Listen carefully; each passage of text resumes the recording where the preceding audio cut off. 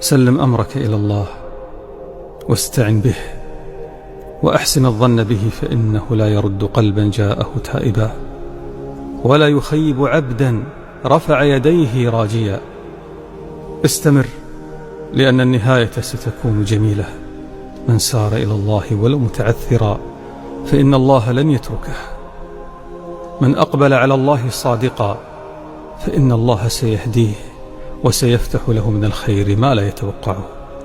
قال تعالى: والذين جاهدوا فينا لنهدينهم سبلنا.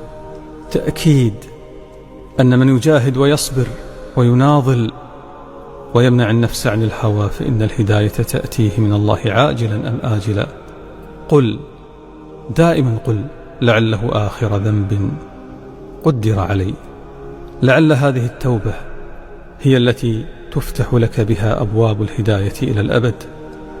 ما دمت تتوب فأنت بخير، ما دام قلبك يتألم فأنت حي، ما دام في قلبك رجاء وحياة وندم فأنت إلى الله أقرب مما تتصور، وربك يحبك ما دمت تحبه وتعود إليه.